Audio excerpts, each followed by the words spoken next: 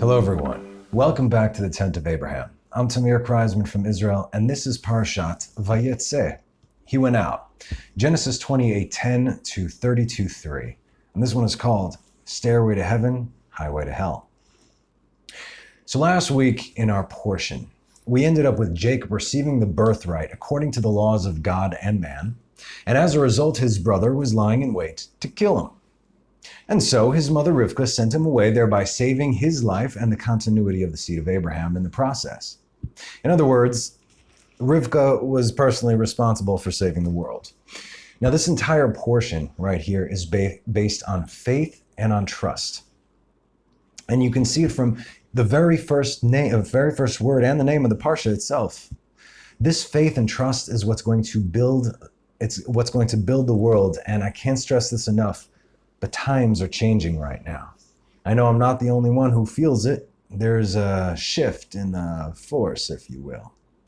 So this portion does not only tell the story of my life right now, but also my life 1 year ago when I gave this teaching in another place.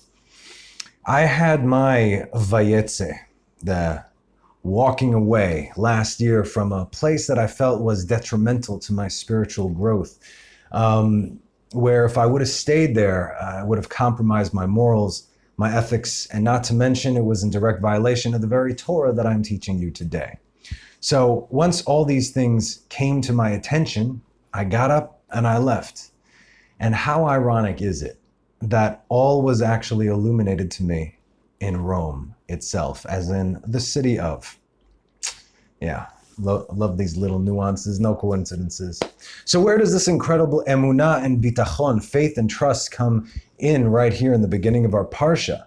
Well, if you were told that the greatest and deadliest warrior in the world was coming to kill you, Esau, right? Would you walk? Or would you run? Or maybe flee for your life? Vayetseh Yaakov mi Beersheva, vayelech Harana. And Jacob left Beersheva and he went to Haran. Look at this guy. He left and he walked. Now, one of the reasons that Jacob had the confidence, of course, was because of his mother Rivka. And you must understand, these are the patriarchs and the matriarchs that we're talking about. They were on an entirely different level than any average person today or even back in the day. So, do we recall how we ever so briefly mentioned the fact that Rivka told Jacob that she would take his curse upon her? So the verse again, I'll tell you why it's significant. Vatomer lo imo alai kilalatecha bni ach shma bekoli velech kachli. As in, and his mother said, on me is your curse, my son, only hearken to my voice and go and take them from me. Go get the animal to prepare. So what Rivka said at the time, I don't even think she necessarily understood. Maybe she did. Again, we're talking Ruach HaKodesh here. Nevertheless, these words were spoken outside of space and time. So check this out. Upon me, alai, the word alai, which is 3 letters, Ain Lamed Yud. It stands for the 3 curses that Jacob would have to endure in his lifetime, and the seed of Jacob would have to endure until the end of time, also known as Jacob's troubles. And they are Ain, Esau, Edom, Rome, Lamed, Laban, black magic, and Yud, Yosef, the lost son, the prodigal son, right? These are Jacob's 3 trials from that point until the end of time. So when she told him this, he had yet to arrive at Laban. He had no idea who he would be meeting Rachel, who would later bear him Joseph. And Jacob would not yet know just how serious the Esau situation would become, but very soon he will. So when these words were given to her, she then gave them to him, which in turn gave him comfort, not necessarily in the mental understanding, but in the spiritual sense, if you will. So when Jacob left Beersheva, he left with a lot of silver and gold. And as we know, Isaac was even wealthier than his father Abraham, and Abraham was the wealthiest dude alive. And there was no way that Esau could have taken that sitting down, right? He just got away with everything. Now he's taking a boatload of money, but his father was still alive, and so he himself could not kill Jacob. What to do, oh, what to do. And that's where kids come in. So I'm going to tell you a backstory right now. I'm just going to switch the order, okay? We all know Jacob's dream, ladder of Jacob. What I'm going to read to you now takes place after that, but I'm just going to read it in here for context. And when Jacob went away to go to Haran, Esau called upon his son Eliphaz, and secretly spoke to him, saying, Now, hasten, take thy sword in thy hand, and pursue Jacob, and pass before him in the road, and lurk for him, and slay him with thy sword in one of thy mountains, and take all belongings to him, and come back. And Eliphaz, the son of Esau, was an active man and expert with the bow, as his father had taught him. Again, his father is the best at what he did. And he was a noted hunter in the field and a valiant man. And Eliphaz did as his father had commanded him, and Eliphaz was at that time 13 years old. Okay? It's not that big of a deal for back then. If you think about it, Esau was 15 years old when he slew Nimrod. And Eliphaz rose up and went and took 10 of his mother's brothers with him and pursued Jacob. If I'm not mistaken, Eliphaz's mother was actually from the tribe of, the descendants of Ishmael. And he closely followed Jacob, and he lurked for him in the border of the land of Canaan opposite the city of Shechem. And so that's why Shechem is north of Jerusalem. Okay, so we have Beersheba, we have Jerusalem, and we have Shechem. So that's why this came later. In any case, and Jacob saw Eliphaz and his men pursuing him, and Jacob stood still in his place in which he was going in order to know what this was, for he did not know the thing. And Eliphaz drew his sword, and he went on advancing, he and his men, towards Jacob. And Jacob said unto them, What are you doing? What is to you that you have come hither? And what meaneth it that you pursue with your swords? And Eliphaz came near to Jacob, and he answered him, and he said unto him, Thus did my father command me. And now therefore I will not deviate from the orders which my father gave me. And when Jacob saw that Esau had spoken to Eliphaz to employ force, Jacob then approached and supplicated Eliphaz and his men, saying to him. Okay, one thing that you should know is that Esau, I think I mentioned this, one of Esau's ma'alot, one of his positive attributes, if you will, is the fact that he had a tremendous amount of kibud ava'im, honoring thy father and thy mother, which he instilled upon his son over here, even if it's to do something like go commit murder, right? Anyway. And the Lord caused Jacob to find favor in the sight of Eliphaz, the son of Esau, and his men, and they hearkened to the voice of Jacob, because after all, he was his uncle. He didn't want to kill him. He grew up in his house. He loved him. And they did not put him to death. And Eliphaz and his men took all the belongings to Jacob, together with the silver and the gold that he had brought with him from Beersheba. They left him nothing. And Eliphaz and his men went away from him, and they returned to Esau to Beersheba, and they told him all that occurred to them with Jacob. And they gave him all that they had taken from Jacob. And Esau was indignant at Eliphaz's son and at his men that were with him, because they had not put Jacob to death. And they answered and said unto Esau, Because Jacob supplicated us into this matter not to slay him, our pity was excited towards him, and we took all the belongings that he had and brought it unto thee. And Esau took all the silver and the gold which Eliphaz had taken from Jacob, and he put them by his house. So it's common practice and understanding that when you take all a man's belongings, it's as if you killed him, right? That's what it is, biblically speaking. So in essence, Jacob and Eliphaz, they both knew this. And so this way, Eliphaz could carry out his father's orders, thereby not dishonoring his father, and also, not committing murder in the process. So yay for him. The only thing that remained with Jacob were the garments of Adam and Eve and the staff of creation. We'll discuss this later. Now, here we go, verse 11. And he arrived at the place and lodged there because the sun had set, and took some of the stones of the place and placed them at his head, and he lay down in that place. Vayifga bamakom, boom, vayelen sham, ki ba hashemesh, vayikach me'avnei hamakom vayesem mirashotav, vayishkav bamakom hahu. Now, vayifga b'makom, it does not mean that he arrived at the place, because that would mean lehagia, to arrive. Vayifga means to hit. He hit the place, or he hit the spot, rather. That's literally what that means. So what place did he hit? He hit the place where God formed Adam out of the dust of the earth. The place where his father Isaac was bound and gave his life for the name of God. The place where God swore by his name an eternal covenant with Abraham. The place where the Holy of Holies would stand in the next two temples. The mountain that smelled of cinnamon, Mount Moriah. Now, what else can we bring from scripture to back this up? Genesis 22:4.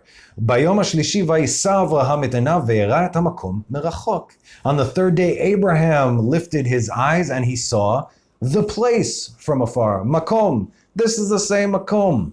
Something very important and telling that I want you all to know.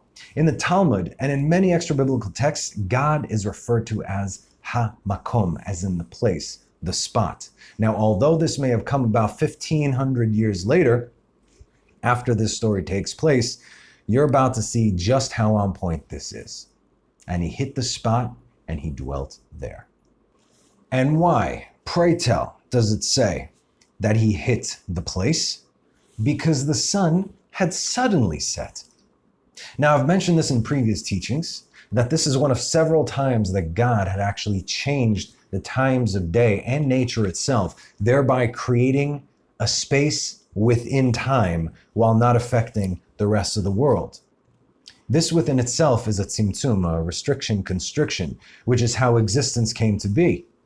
In other words, this is a microcosm within a microcosm. We're going quantum here. This was a supernatural occurrence, and Jacob was no fool. Now, do we know the connection between the spot and God? Right? Hamakom. And what if I told you that they are actually one and the same? Now, I think its point of origin is actually Masachet Shabbat. This is in the Talmud, where it says, Hamakom yevarech etchem. The place will bless you. So, how do we derive that this is God? We say something very similar when we visit someone's house when they're mourners, right? So someone dies, we come and we visit them, and before we leave, we come, we sit, we listen, we cry, we mourn together, bring up memories. For 7 days we do this. Now, before we leave the mourner's house, we say the following: Hamakom yenachem etchem betoch sh'ar avalei Tzion veYerushalayim. May the place comfort you within the rest of the mourners of Zion and Jerusalem. Zion and Jerusalem. And that's exactly where Jacob is.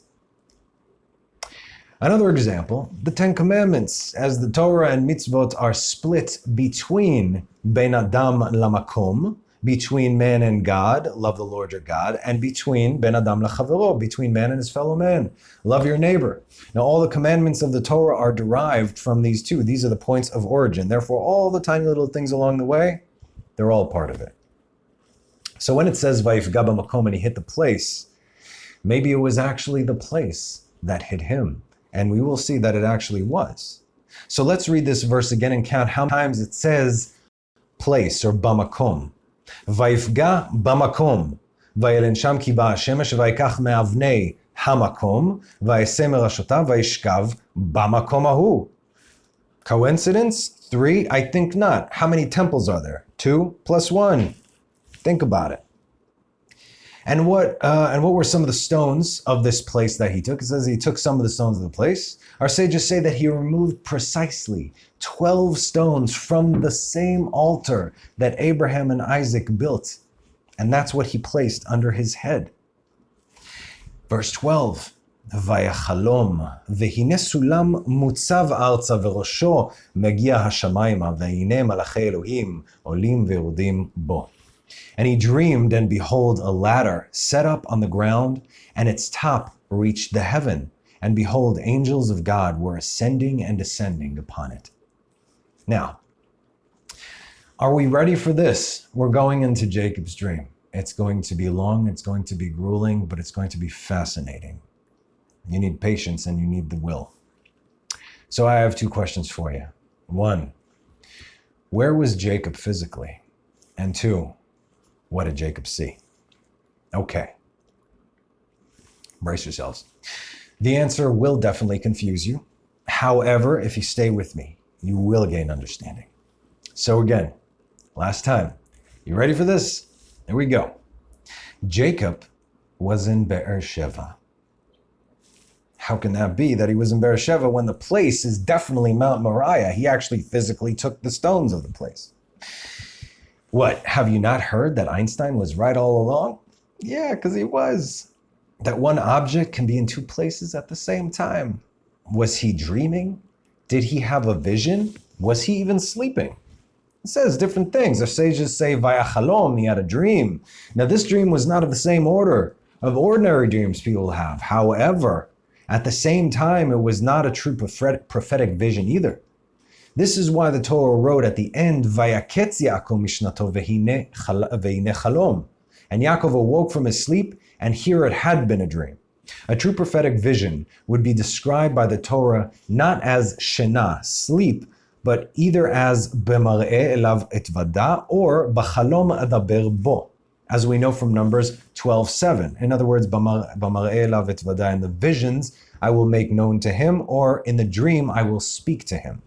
So what does Numbers 12:7 say? This is all comparatively speaking to Moses. He said, this is God speaking to Aaron and Miriam when they spoke bad about Moses. Please listen to my words. If there be prophets among you, I, the Lord, will make myself known to him in a vision. I will speak to him in a dream. Right there. Not so my servant Moses. He is faithful throughout my house. Moses was on a whole nother level. So, Vehine sulam mutzav arza. Okay? So, and here a ladder was standing on the ground.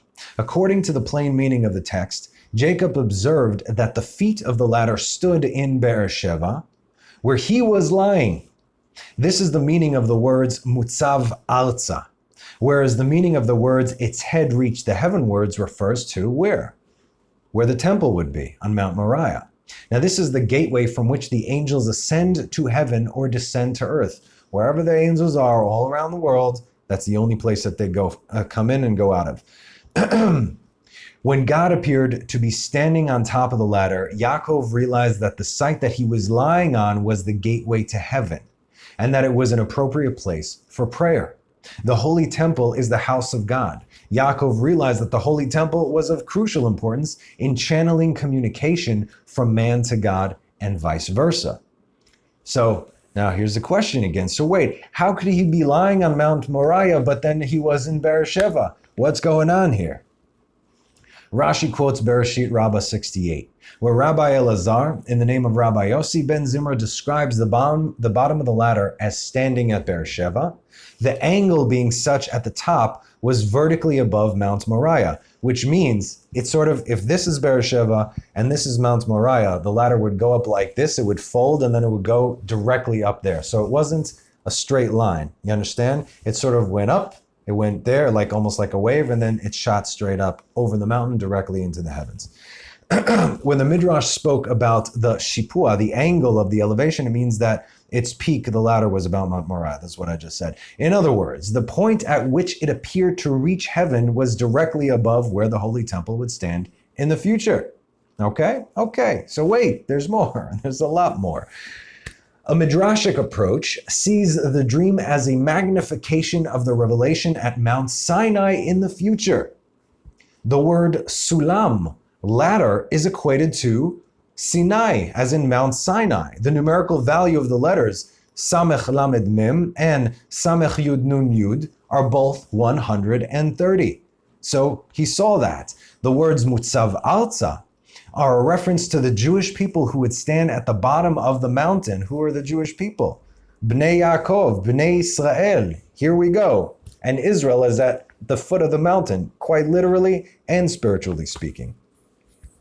Where it says, Vayetyatzvu betachtit har, and they stood at the bottom of the mountain. This is in Exodus 19:16. Now the words Verosho Magia Hashamayma, where its head is reaching the heavens, is akin to Deuteronomy 4:11, where it says Vehahar Bo'er Ba'esh Ad Lev Hashamayim, and the mountain was all aflame, burning up unto the heart of the heaven.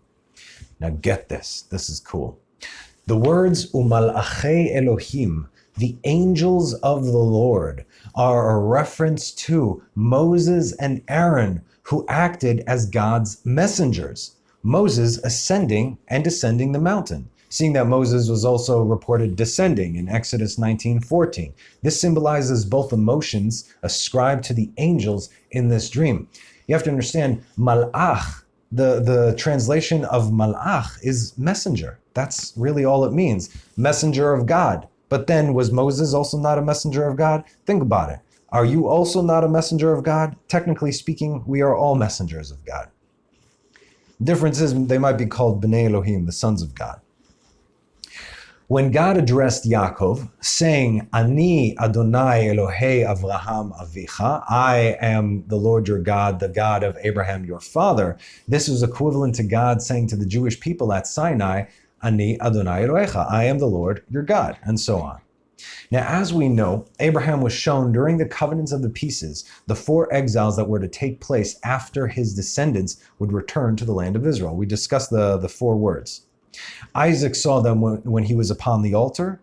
This is called Pachad Yitzchak, the fear of Isaac. When he saw the lion of God over there, Isaac was revealed everything at that point. That was boom, because like I said, he was dead. And right here, Jacob is going to have the same revelation, only in a different way. So according to Pirkei de Rabbi Eliezer, chapter 35, God showed Yaakov in his dream the 4 empires that would host Israel in its various exiles, showing them to him in their ascendancy as well as in their eventual decline. He showed him how the celestial representative of the kingdom of Babylon, principalities and power of the kingdom of Babylon, would ascend 70 rungs on the ladder, only to descend all of them again. He showed him the Medo-Persia, ascending 52 rungs on the ladder and then going all the way back down. He then showed him that the spiritual representative of the Greek Empire ascended 180 rungs of this ladder, only in order to have them come all the way back down. And finally, he showed Yaakov how the spiritual representative of the Roman Empire climbed the whole ladder without descending. While doing so, that representative boasted, listen up, boasted that he would conquer heaven.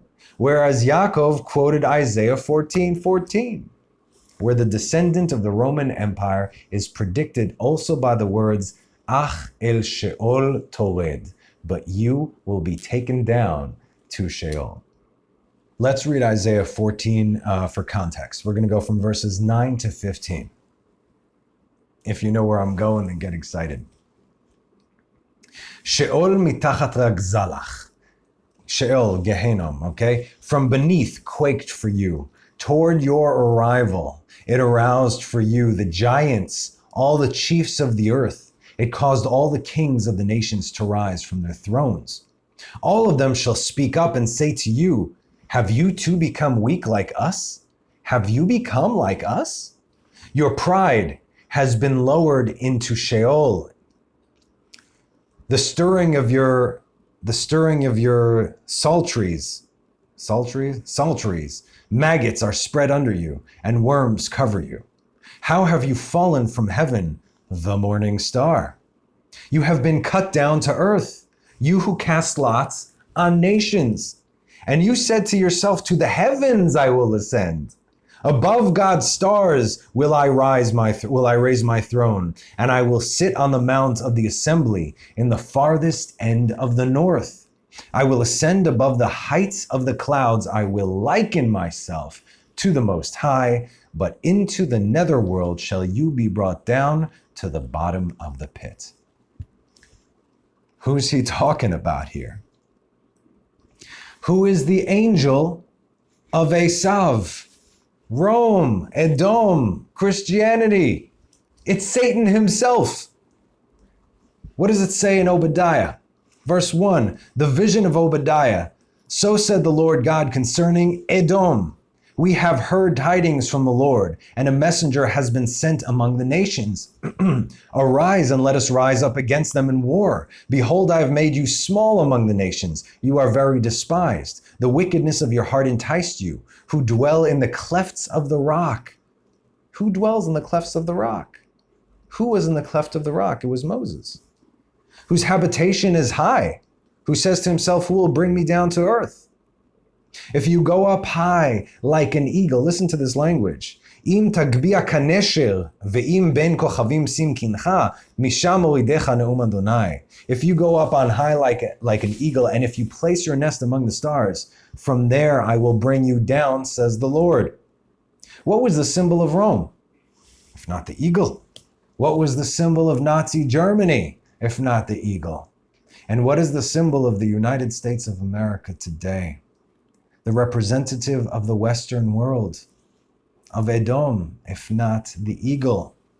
If America turns its back on Israel, it has no future. That's why there's all this, all these shenanigans going on right now. You might think that it has something to do with Republicans versus Democrats, but it has nothing to do with that. You see, everybody's a pawn. If you do not align yourself with Zion, you have no future. Our sages continue with the rational approach to the dream. The latter represents the various levels of the universe. Now we're going even deeper. The universe may be regarded like a pyramid. Okay, remember we discussed last week simultaneously when I made this movement, this gesture. That's what this is. The universe may be regarded like a pyramid, with the terrestrial part, the part inhabited by man, at the bottom of the pyramid. Above our world is that of the planetary system. Still higher is the world inhabited by disembodied creatures, as in those who do not have physical bodies. In other words, the ladder has three basic rungs. One, David also characterized the world in a similar manner when he said in Psalms 103:20, Balchu Adonai Malachav, bless the Lord, his angels. That's one. Two, he followed this by saying in verse 21, Balchu Adonai kol tzva'av meshartav aseh ratzono, bless the Lord, all his hosts, his servants who do his will. And three, finally, he said in verse 22, Balchu Adonai kol ma'asav, bless the Lord, all his creatures. So these are the three levels that David discusses. Solomon then also portrayed the world in a very similar way in the Song of Songs in three consecutive verses, in Shir HaShirim, Song of Songs, chapter 5, verses 13, 14, and 15. His jaws are like a bed of spice. It says lachyav. Lechi is a cheek. So his cheeks are like a bed of spice, growths of aromatic plants. His lips are like roses, dripping with flowing myrrh. His hands are like wheels of gold, gililei zahav, set with crystallite. His abdomen is a block of ivory, overlaid with sapphires.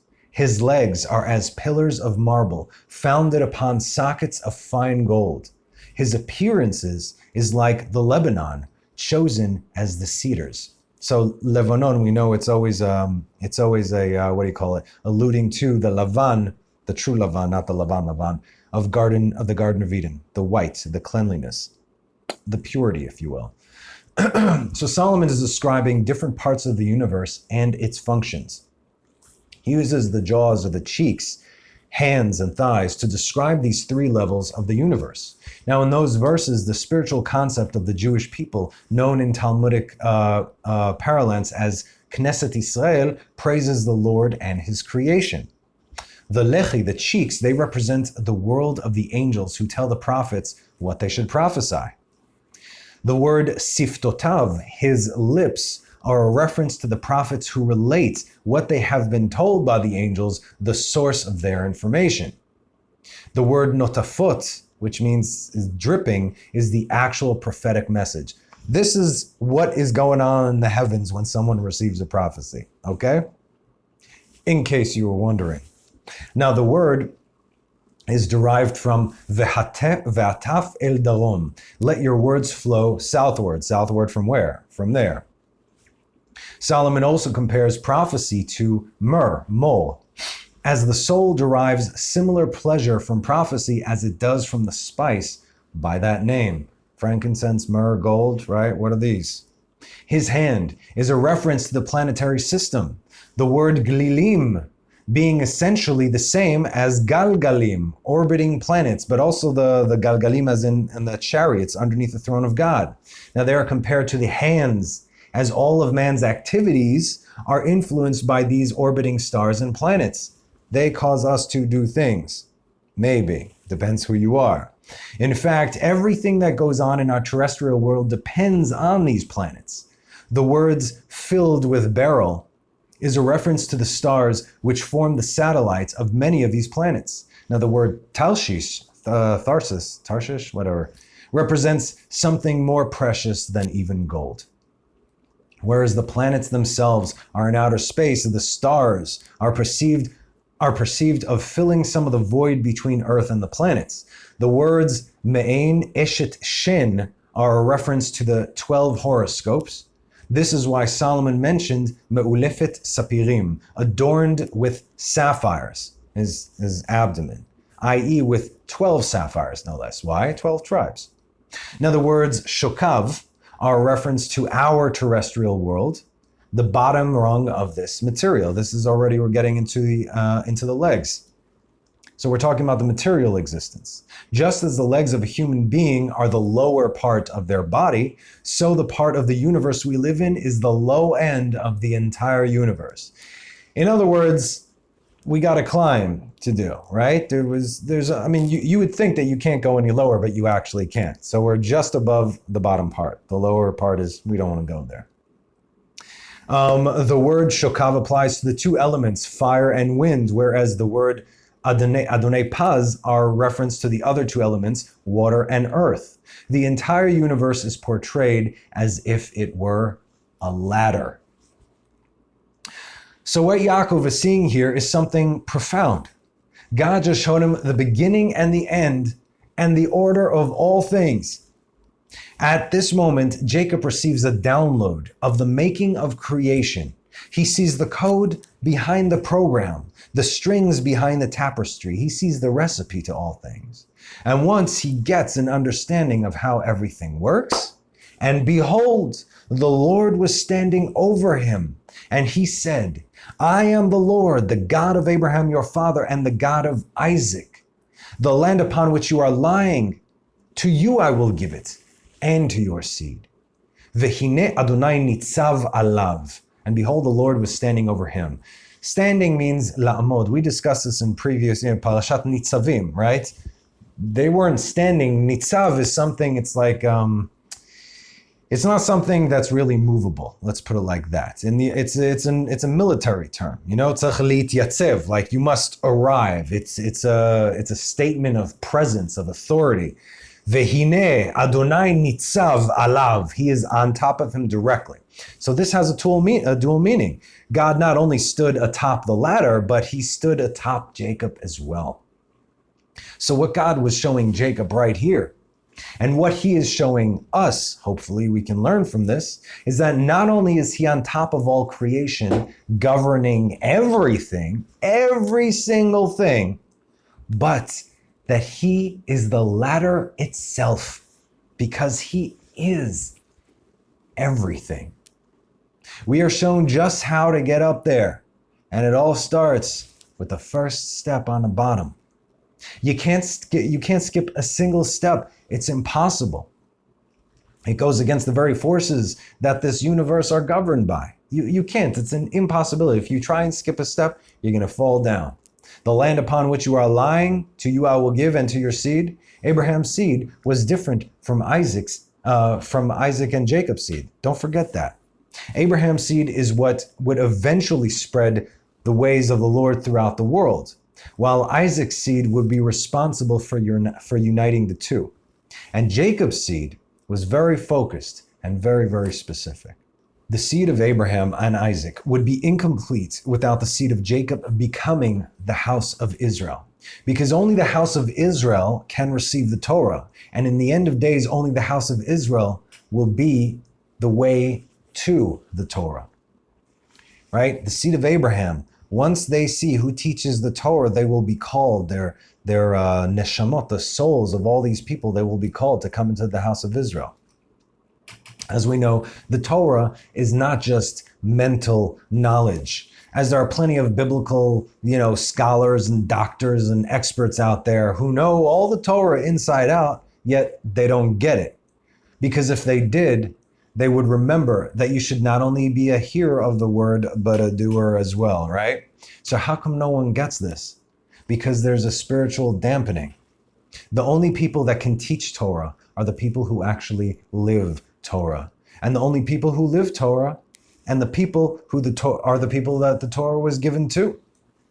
Those poor, poor Jews who are under the law. Yep, the Torah is the law. That's right. And that law is the ladder, and that ladder is creation, and creation is God, and God is all things. Do you still not understand? Every step you take, according to this formula, if you will, you become God-like, not instead of God as Satan proclaimed, but rather returning to the source, to the point of origin, not to replace, but to unite. And your seed shall be as the dust of the earth, and you shall gain strength westward and eastward and northward and southward. And through you shall be blessed all the families of the earth, and through your seed. Through you, not because of you, through you, not by you, through you, and only through you. These are the words of God. Take it up with him if you got a problem with what grafted in means. והיה זרעך כעפר הארץ, ופרצת ימה וקדמה צפונה ונגבה, ונברחו בך כל משפחות האדמה, ובזרעך פרצת. Okay? You shall, what is poretz? To break through. That's what that means. And this is alluding to Mashiach, who is called the poretz. That's one of his names, or one of his titles, rather. He is the one who breaks through. Breaks through what? The barriers between heaven and earth, connecting us, physical, with our Creator, God. What is Yama? Towards the sea. That's the west. What is Kedma? Kedim, meaning towards the east. Safona, north. Negba, the Negev, south. God is telling Jacob that he will break on through to the other side, to the four corners of the earth, but he will surely restore him to the land. In other words, he's got to go that way, but in the end, he will all come back. When? Once God's word is fulfilled concerning Jacob, which he tells him in the next verse. He's telling him end of time stuff right now. Are you guys paying attention? What's the next verse say? And behold, I am with you, and I will guard you, Jacob, and I will guard you wherever you go, and I will restore you to this land. Why do I need restoring if I'm not going to be leaving? There will be exiles, right? He's not only talking about him leaving the land right now, going to Laban. He's talking about the future. Obviously, you're with me on this. Okay, and I will restore you to this land, for I will not forsake you until what? When's this going to happen, God? Until I have done what I have spoken concerning you. Okay, God is telling Jacob at the end of time. So what needs to happen in order for Mashiach to come? And through you shall be blessed all the families of the earth, and through your seed. Through you, Jacob the Jew. Why do you think I keep sitting here week after week, telling you all to come in and stop messing around with all your little groups and cults out there? Huh? What are you doing? I want Mashiach to come. Don't you? I mean, do you? Show me. Show God. Show yourself. What are you doing? So Jacob was just shown the end of days and what would need to take place in order for that to happen. Now look how beautiful. The physical realm just mirrored what Jacob had seen in his vision. And Jacob arose early in the morning, and he took the stone that he had placed at his head, and he set it up as a monument, and he poured oil on top of it. You missed it, didn't you? Did you? Don't feel bad. Most people do. I'm going to read verse 11 and verse 18, when he went to sleep and when he woke up, supposedly. And he arrived at the place and lodged there because the sun had set, and he took some of the stones of the place and placed them at his head and lay down at that place. And Jacob arose early in the morning, and he took the stone that he had placed at his head, and he set up as a monument and poured oil on top of it. Now you see, the 12 stones became one under Israel, a united Israel. This is the unified house of Israel, the end of days. In the time of Mashiach, like we mentioned before, this is called Knesset Israel, the gathering of Israel. And how does one become part of the house of Israel? It says right here. It says it right here. It says through Jacob, under Jacob, because of Jacob. Okay. Jacob's face is on God's seat of glory. or right below, sorry. And the angels needed to descend to take a look for themselves. They're coming down the ladder like, oh, we're submitted to that guy?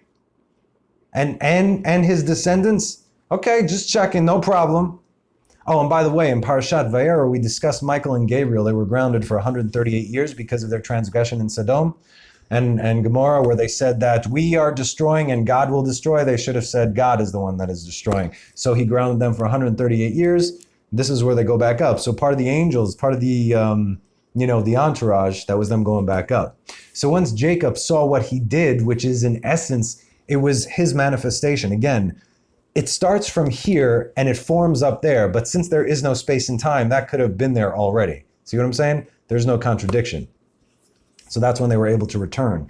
In other words, they were also part of the angelic entourage ascending the ladder. Also, funny thing to note, it's also called God's ladder. It's not called God's ladder. It's called Jacob's ladder. Think about that for a second.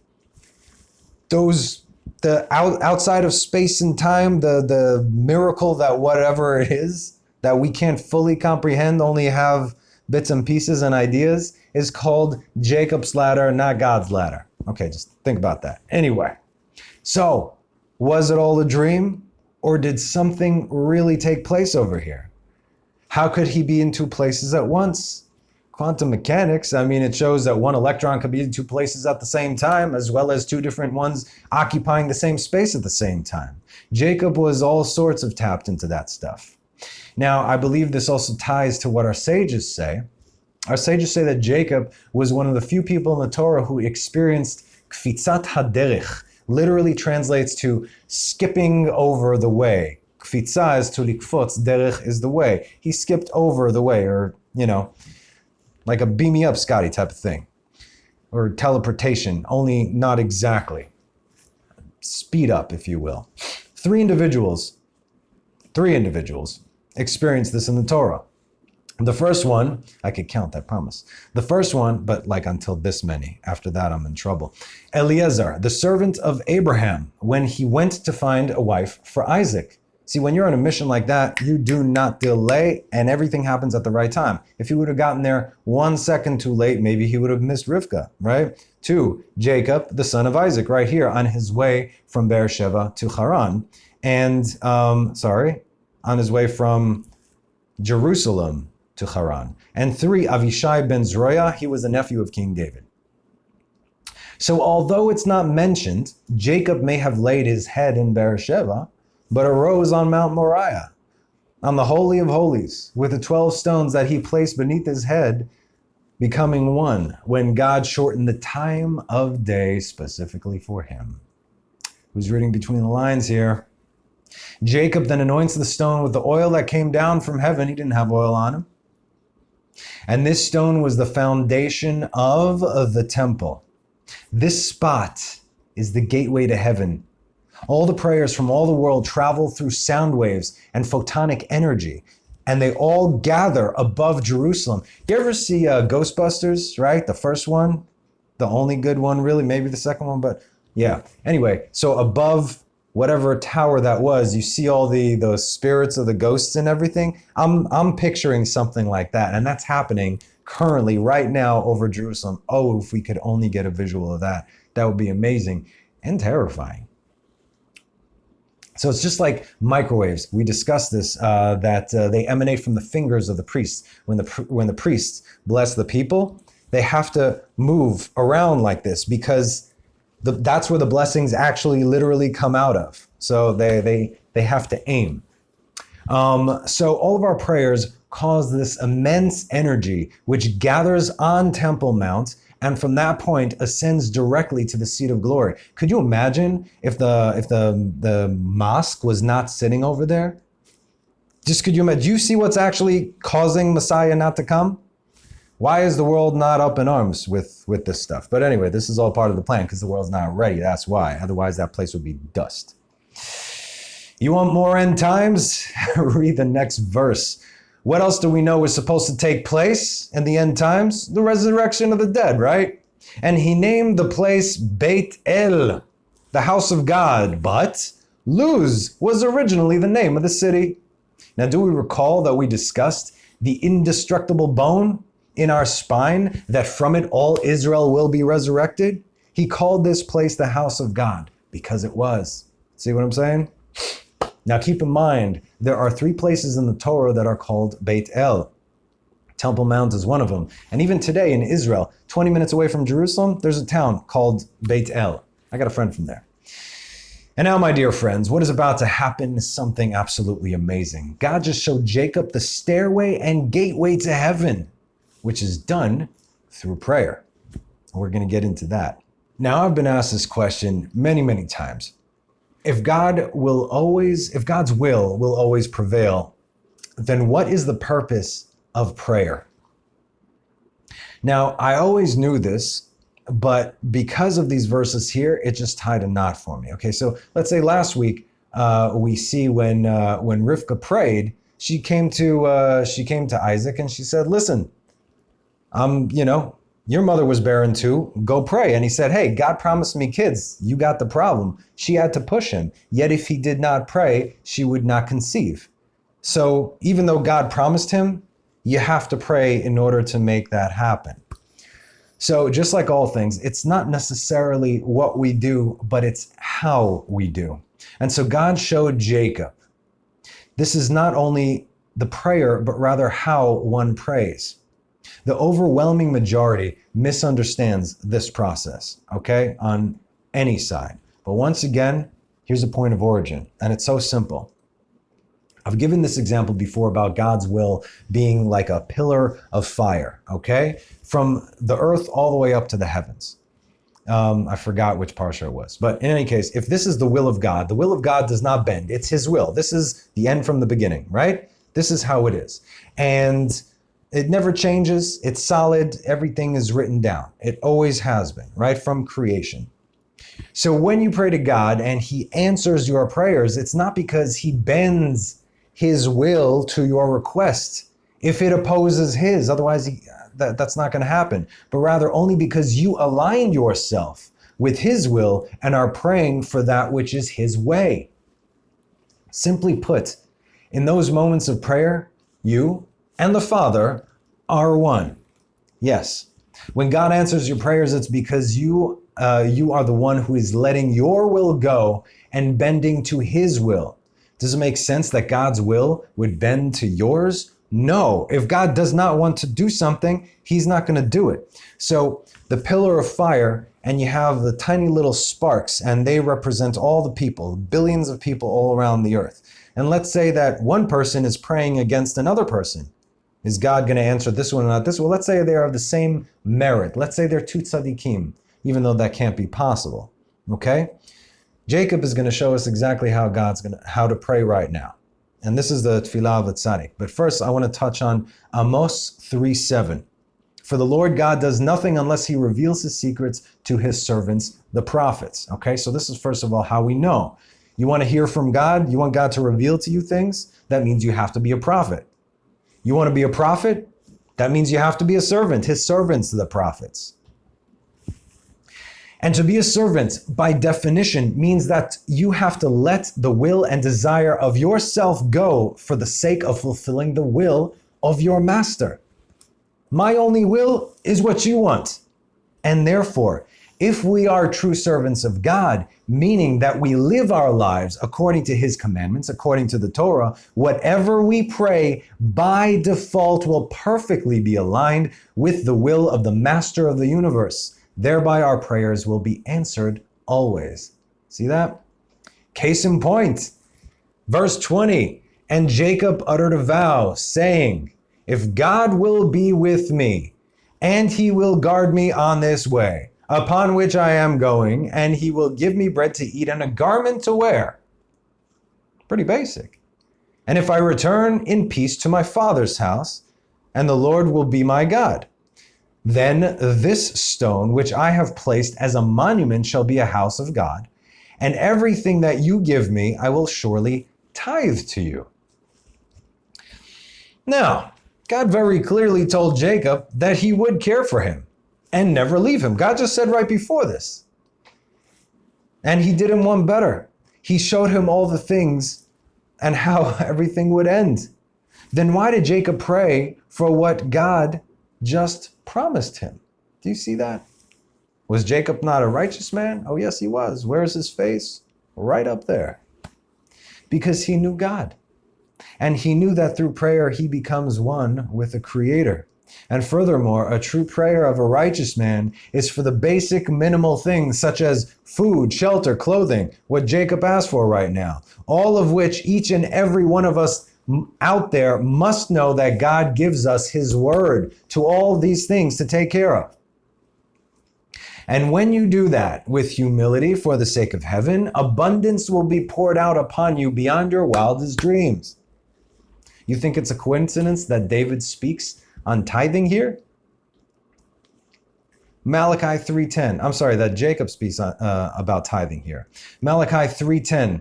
Bring the whole of the tithes into the treasury so that there may be nourishment in my house. And test me now therewith, says the Lord of hosts. If I will not open for you the gates of sluices of heaven, arubot hashamayim, arubot is like chimneys of heaven, and pour down for you blessing until there be no room to suffice for it. In other words, you're going to overflow with blessings. So Yaakov was talking about tithing, and he was talking about clothing, and he was talking about shelter, and he was talking about peace. God promises us all these things, and Jacob is praying for what God promised him. This is a tefillah of a tzaddik. And by the way, the command of tithing wasn't even given yet. It's in the Torah. Wasn't even given yet, and yet he did that.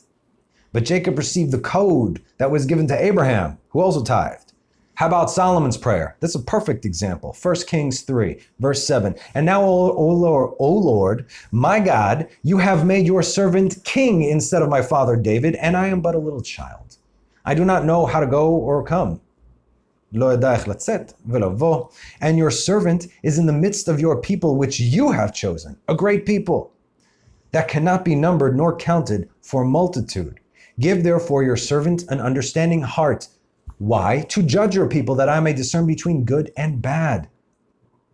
For who is able to judge this your great people between good and bad? He asked for the right thing. Later on, I'm going to see that that is what Joseph knew. And that's why Jacob favored him. And the speech pleased the Lord. Because what did Solomon ask for? Help me, help you, right? Essentially.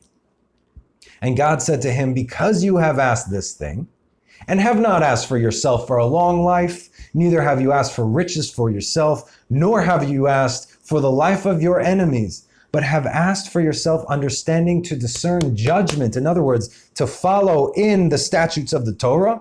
Behold, I have done according to your word. Look, God says, behold, I have done according to your word.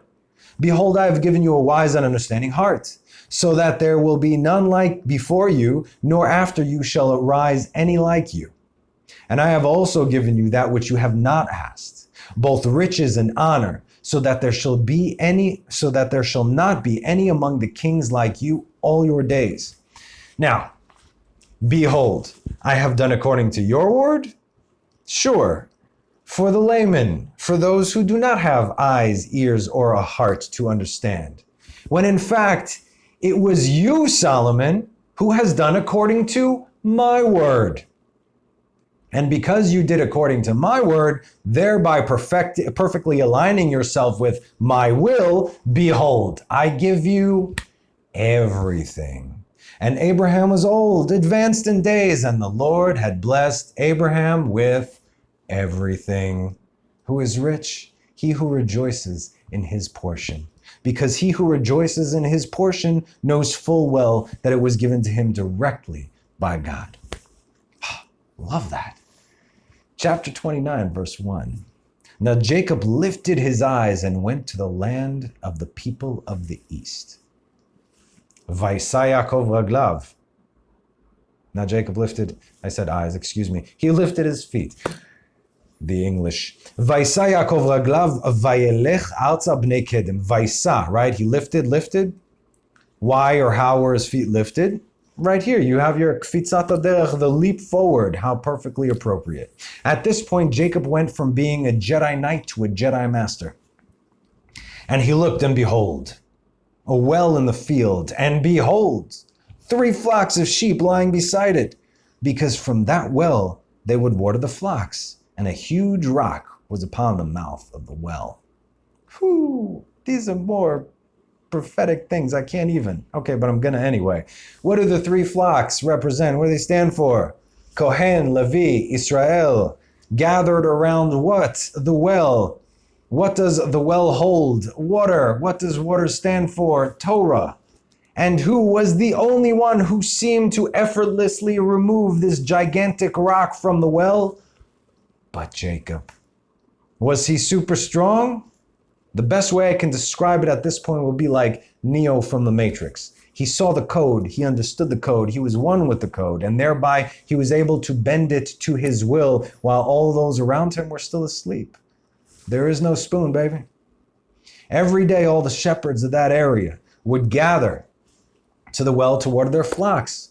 Now again, this is another end times prophecy where the shepherds will be scattered.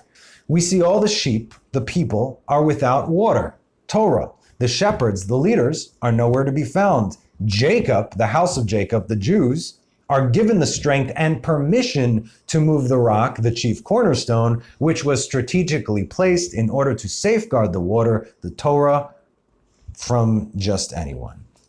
And while they were waiting for everyone to arrive in order to remove the rock, Jacob was inquiring about Laban. And then, while he was still talking to them, Rachel came with her father's sheep, for she was a shepherdess. Does this remind us of something else in some other place? Genesis 24:15. Now he had not yet finished speaking, and behold, Rebekah came out. This is beautiful. And it came to pass, when Jacob saw Rachel, the daughter of Laban, his mother's brother, and the sheep of Laban, his mother's brother, that Jacob drew near and rolled the rock off the mouth of the well, and he watered the sheep of Laban, his mother's brother. All this was done in the merit of Rivkah, his mother's brother. Whenever it says Laban's name, it follows with the brother of his mother's brother. In other words, this is where he got the strength from.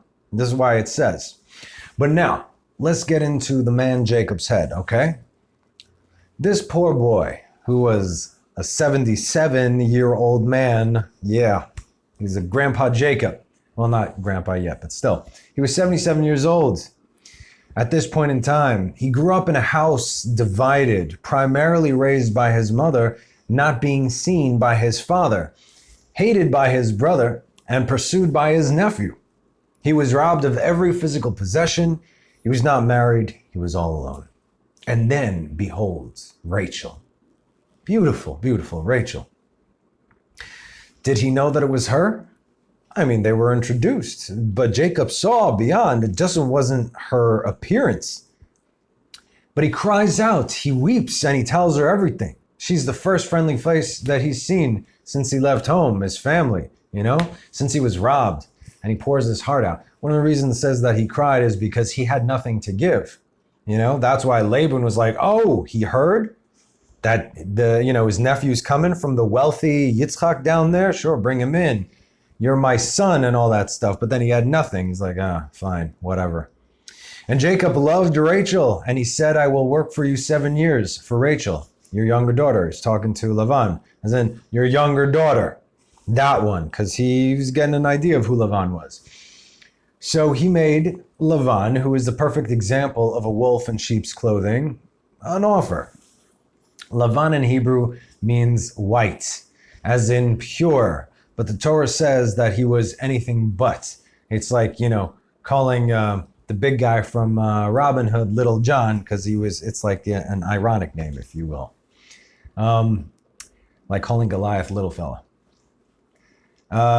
So, if Laban doesn't even haggle with you at this point, you know that something's a little bit off. He doesn't even receive a yes. This is what Laban says. It is better that I give her to you than I should give her to another man. Stay with me. And Jacob does. He works for 7 years for Rachel, only to be deceived and receive Leah. But again, this is all part of God's plan. He then works another 7 years for Rachel, and finally he marries her, the true love of his life.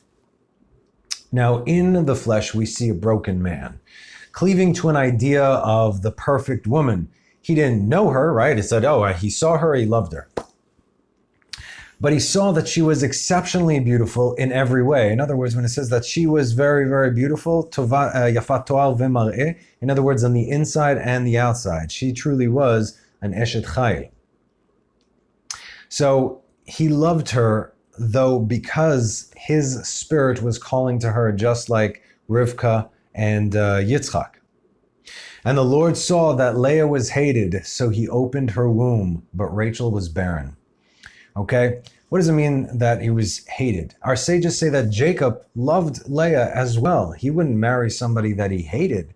Nevertheless, compared to his love of Rachel, his love for Leah seemed almost like he hated her. In other words, his love for Rachel was astronomical. Leah is the mother, though, of Levi and Yehudah, the lines of priests and kings. She was vital to the fulfillment of God's word. Now, as Leah was abundantly bearing sons for Jacob, Rachel, the favorite, she was barren. And then there's trouble in paradise, chapter 30. And Rachel saw that she had not borne any children to Jacob, and Rachel envied her sister. And she said to Jacob, "Give me children. If not, I am dead." What? Ve'im ein meta anochi. And Jacob became angry with Rachel. And he said, "Am I instead of God, who has withheld you from the fruit of the womb?" So the Hebrew says, "Vaycharaf Yaakov berachel, vaycharaf Hashem bebnei Israel." It's flaring of the nostrils. It's a sign of great anger that Jacob had towards Rachel. Vayomer, and he said, "Hatachat Elohim anochi, am I under God? Asher manam mech pri beten, who has withheld the fruit of your womb." Now, let's explain this verse, because this is telling. Our sages say that Rachel accused Jacob of not praying for her, like Isaac did for Rivka. Now, clearly it wasn't Jacob who had the problem here. He was a baby-making machine, okay? Not to say that Rachel was barren. As we discussed, all women are barren. But it wasn't, Rachel, she wanted him to pray for 24/7. He didn't do that with sackcloth and ashes. In other words, she's like, "Why are you not on your face 24/7 praying for me?" In the meantime, he's working for her father over there. So in other words, you're not doing enough. And if you don't do better, I'm going to kill myself. You wouldn't want your beloved wife to kill herself now, would you? Now you can tell that she grew up in Laban's house. Okay, you'll understand soon. She's with the whole manipulation thing. Now Jacob, on the other hand, knew for a fact that she was wrong when he said, "Am I instead of God?" The Hebrew says tachat as in underneath. But guess what? When he received the vision from the ladder, what did we discuss is right underneath the throne of God, the face of Jacob. He saw his face as the image of the man on the four figures upon the turning wheels right beneath the throne of God. What do we see there? Ezekiel 1:10. And the likeness of their faces, of the four faces, was the face of a man, the face of a lion. On the right, the four of them, the face of an ox and the face of an eagle. The face of the man was the face of Jacob. In other words, woman, you know I pray for you. You know God hears my prayers. My face is right below his throne. And I'm not the reason that your womb is closed. So stop blaming me. It's not your time yet. And stop being jealous of your sister. Now grow up. Sometimes. So she gave him her maidservant, and he made more babies. So once Rachel had finally committed the selfless act of giving her sister Leah to Jacob with the Dudaim, which is another complete story, which, just so you should know, that is said to have elevated Rachel to a higher status than that of even Moses. In other words, the greatest tzadikah, the greatest righteous person in the entire Torah, the highest rank, was Rachel. For that. And then she goes forward and backward in time. Another study. In any case, we're going to move on. And don't forget, the Lord remembered her, and then she conceived and she bore a son. And this is Joseph. Joseph is also a king. It came to pass when Rachel had borne Joseph that Jacob said to Laban, "Send me away and I will go to my place and to my land." Now it's important to note, the book of Jasher mentions that Rivka had sent two messengers and who was it? It was Devorah, Rivka's maidservant, who left with her initially. We can actually see this in Parashat Vayera, if I'm not mistaken. So they said, okay, listen, it's time for you to come home. Your mother sent for you. But it's not written here. But then these are the malachim. Anyway, this is where Jacob's approaching also his breaking point. He wanted out of that family, of the shady crime family. He had to be cunning, yet honest with his father-in-law, the godfather of Padan Aram. Okay, so he made a deal with them because he saw Laban was messing around with them. And this is where he broke out. Laban used Jacob as a mascot, as a lucky charm, since he did bring wealth and blessing to his house and to the entire area. Again, wherever there is a tzaddik, all of a sudden the entire place starts to prosper and benefit. That's also why it said that, when he left Beersheba. Why do you have to say that he left Beersheba? Whenever a tzaddik arrives or a tzaddik leaves, it is to be announced in the heavenly realm as well. So, Jacob is about to trick the trickster over here. Now, since he knew the structure of how things worked, he was able to control the outcome of nature, which may seem like a miracle, but don't forget, he was placed above nature. As a result, Jacob became so wealthy, it was said that his wealth exceeded that of Abraham and Isaac combined. Now, what he did was, he said, okay, I'll take all the spotted and the striped sheep. So he basically would peel back pieces of wood, he would put it over there, and so when all the livestock, when the sheep and goats, they would mate, they would see that, and all those that were born, they became out spotted or striped. So nothing was left for Laban, everything went to Jacob. And this is actually a formula. In other words, what the person, the father and mother, they have in their mind and in their mind's eye during the point of conception, that is what the child is going to look like. Right here. And so, at the end of chapter 43, at the end of the chapter in verse 43, it says, "And the man became exceedingly wealthy, and he had prolific animals and maidservants and manservants and camels and donkeys." The Hebrew says, "Vayfrotz ha'ish me'od me'od uparatzta." Remember, you will break through. He broke through very, very much. "Vahilotzon rabot v'shfachot v'avadim u'gmalim v'chamurim." And we see Jacob is now referred to as the man who is breaking through. So Jacob just elevated his status even more now. And Jacob had 200 drove of cattle, and his cattle were of large size and of beautiful appearance and were very productive. And all the families of the sons of men desired to get some of the cattle of Jacob, for they were exceedingly prosperous. These were like massive animals. And many of the sons of men came to procure some of Jacob's flock, and Jacob gave them a sheep for a manservant, or a maidservant for an ass or a camel, or whatever Jacob desired from them, they gave him. And Jacob obtained riches and honor and possessions by means of these transactions with the sons of men, and the children of Laban envied him of his honor. So he played Laban, and he beat him at his own game. And when Laban heard that Jacob not only amassed his own wealth, but also his independence, because he says he was going to separate from himself, I'll go over here, you go over there. Don't worry, I'm still under your authority, right? That's when Laban's countenance changed. In other words, Laban looked at Jacob differently. And Jacob saw Laban's countenance, that he was not disposed towards him as he had been yesterday and the day before. Vayera Yaakov et pnei Lavan, vehine einenu imo. He is not with them, kitmol shilshom, like he has been in the past. Laban now knew that Jacob knew, and the jig is up. That's it. It's never how they look at you, but rather how you look at them. And he looked at him, he's like, and he recognized that. Laban was no longer in control. But Jacob knew that he had to face Laban as his mother had warned him. But then, and the Lord said to Jacob, "Return to the land of your forefathers and to your birthplace, and I will be with you." So he and all that were his fled. And he arose and crossed the river, and he directed his face towards Mount Gilead. Now, why did Jacob flee from Laban but not from Esau? There are several reasons. Laban was a wolf in sheep's clothing. Esau was just a wolf. Jacob had his entire family now to look after. It wasn't only about him. And again, Laban was using earthly matters Esau was using earthly matters while Laban was a conjurer. I told you, more powerful even than Bilam. He said over there, you'll see in the Parsha, he says, I could have easily killed him. Maybe he could have, but still. And plus, of course, God told him to go. Now, if Jacob would have stayed any longer, he would have been in a disobedient state, thereby breaking the vow that he made on Mount Moriah, right? God said, if you hear everything I say, you follow my commands. God said go, he goes. You run when God says go. Now, there are a lot of things that are happening behind the scenes, and I just want to give them a mention, okay? The reason Rachel stole her father's idols, we see he came and chased him down. Where are the idols? I didn't take them. She was sitting on them.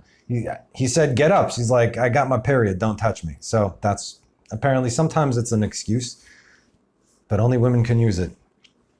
I know this. So why, okay? So here's what the book of Jasher says. And Rachel stole her father's images, and she took them and she concealed them upon the camel, which she sat, and she went on. And this is the manner of the images.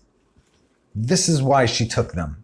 In taking a man who is the firstborn and slaying him, and taking the hair of his head, scalping him, lacks them scalps, and taking salt and salting the head and anointing it in oil, then taking a small tablet of copper or a tablet of gold and writing the name upon it, and placing the tablet under his tongue, and taking the head with the tablet under the tongue, and putting it in the house and lighting it up before the blowing down to it. And at the time when they bowing down to it, and at the time when they bow down to it, it speaketh to them in all matters that they ask of it through the power of the name which is written on it. This is idolatry right here. And some make them in the figures of men of gold and silver, and go to them in times known to them. And the figures receive the influence of the stars, which we are above, controlling the stars, and tell them future things. And in this manner were the images of Rachel stole from her father. And Rachel stole these images, which were her father's, in order that Laban might not know through them where Jacob had gone. Now, the second thing is that after Laban finally left Jacob alone, he sent messengers to Esau. In other words, okay, yeah, we're going in peace. You go your way, here, we made a covenant. Then he sent people to Esau because he knew that Esau wanted to kill Jacob.